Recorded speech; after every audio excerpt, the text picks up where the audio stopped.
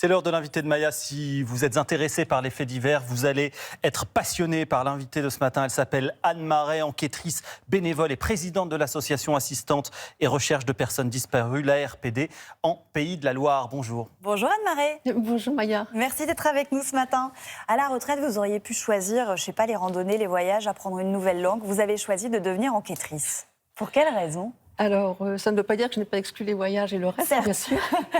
Mais j'ai choisi cette mission-là parce que j'avais envie de donner de mon temps. J'avais envie de trouver une activité qui donne aux autres, qui en même temps soit gratifiante. Et c'est toujours très gratifiant d'avoir des contacts humains, de pouvoir aider des gens, de rentrer dans leur intimité et puis surtout de rechercher et d'aboutir à quelque chose. Alors, sur quoi enquêtez-vous et à la demande de qui ? Alors, nous, très respectueux de ce que la loi nous autorise de faire ou pas, nous enquêtons toujours à la demande des familles. Nous ne commençons jamais un dossier sans que la famille ne nous ait pas questionné et rempli un dossier très complet qui nous donne une sorte de mandat pour pouvoir enquêter sur la disparition de leurs proches. Ce sont des proches qui sont disparus, qui ont disparu volontairement, parce qu'on estime, je sais pas, il y a plusieurs dizaines de milliers de disparitions chaque année en France. J'imagine que les gendarmes ou les policiers n'ont pas le temps de tout traiter. Ça veut dire que vous enquêtez sur des disparitions que les forces de l'ordre ne traitent pas ? Alors, un peu les deux. Le nom de l'association, c'est Assistance et Recherche de personnes disparues. Donc, nous avons le volet assistance.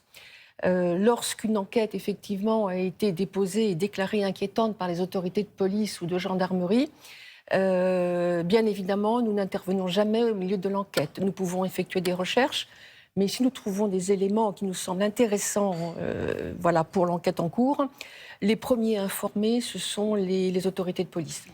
Par ailleurs, il y a effectivement bon nombre de disparitions qui ne sont pas déclarées comme étant inquiétantes, selon certains critères que police et gendarmerie ont. Et dans ces cas-là, elles sont estimées par notre association environ 5 000 par an. D'accord. Donc, alors qu'il y en a 55 000 qui ouvrent lieu à une enquête officielle. Voilà.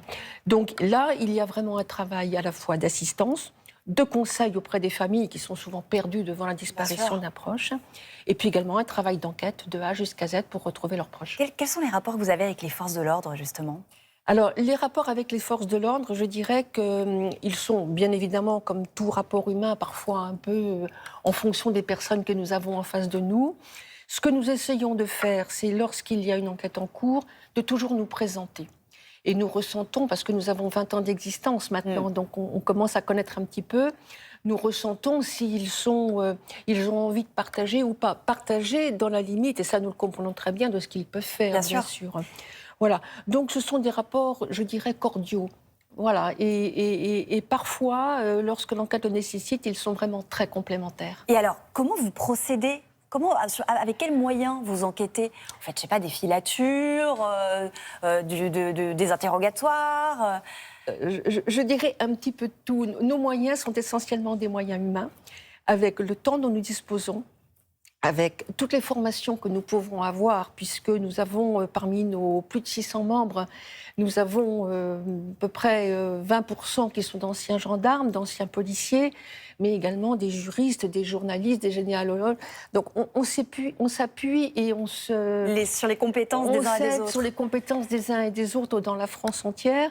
Nous avons un champ d'activité qui est national, même si nous travaillons par région. Si une personne a disparu et que nous apprenons qu'elle a pu changer de région, nous nous appuyons sur des enquêteurs de proximité dans la région en question. Donc nos moyens sont des moyens humains.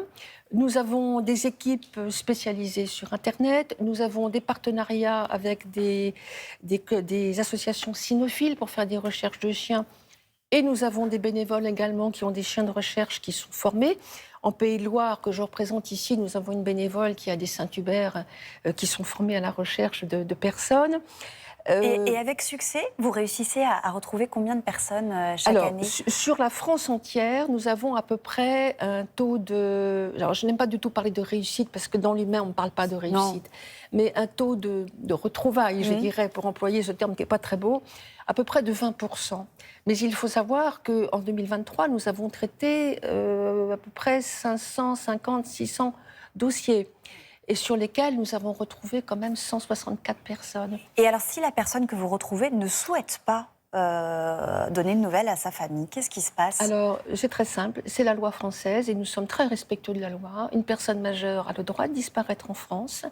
Si nous retrouvons cette personne, et c'est le cas actuellement sur une personne que nous recherchons dans ma région, et que la personne ne souhaite pas être mise en contact avec ceux qui la recherchent, nous respectons complètement sa décision. Jamais nous ne communiquons quoi que ce soit. Nous disons à la famille, nous l'avons retrouvée, elle est en bonne santé et nous n'irons pas plus loin. D'accord, donc vous rassurez quand même la famille. Ah oui, oui, et ça c'est vraiment quelque chose qui est essentiel pour nous. Notre rôle est de retrouver une personne. À partir du moment où nous l'avons retrouvée, il y a peut-être d'autres dimensions familiales, de contact, etc. Mais votre rôle s'arrête là. Notre rôle s'arrête. Y a-t-il une affaire qui vous a particulièrement marqué et qui vous revient en mémoire? Alors, on est toujours marqué. Alors, nous gardons beaucoup de confidentialité sur nos affaires, vous comprendrez bien. Mais il y a des affaires, lorsque nous sommes mandatés par une famille et que l'affaire est soit très médiatisée, soit on peut supposer qu'il y a quelque chose de criminel derrière. Ça nous est arrivé. C'est sûr que c'est marquant, parce que là, effectivement, à partir du moment où les autorités ont reconnu la culpabilité de quelqu'un avec qui nous étions en contact, c'est toujours un petit peu perturbant et marquant, mais voilà. Et est-ce qu'il y a toujours le rêve de résoudre un cold case, une affaire très ancienne? On poursuit cet objectif-là? Ah oui, tout à fait. Ouais. Tout à fait. On travaille même sur des dossiers qui sont très anciens. Nous avons parfois des disparitions qui ont 20 ans. Voilà, et puis, vous continuez à travailler dessus. Et on continue à travailler dessus. C'est une activité, c'est un hobby, c'est une mission, c'est une passion pour vous, c'est quoi? Je crois qu'au départ, c'était un peu un challenge. Ça devient très très vite une passion. Ça devient vraiment, je ne veux pas dire envahissant, mais voilà, ça prend du temps. Mais quand on a un peu cette fibre humaine, cette envie d'aider les familles qui même parfois ne nous connaissent pas, et je ne peux que leur dire, mais faites appel à nous, ça ne vous engage à rien. On a vraiment envie de les aider jusqu'au bout et puis de retrouver les personnes. Merci beaucoup Anne-Marie d'avoir été avec nous ce matin. Je rappelle que vous présidez l'association Assistance et Recherche de personnes disparues, rue La RPD, en Pays de la Loire. Voilà, exactement. Ça prend du temps, mais c'est passionnant et on pourrait vous écouter pendant des heures.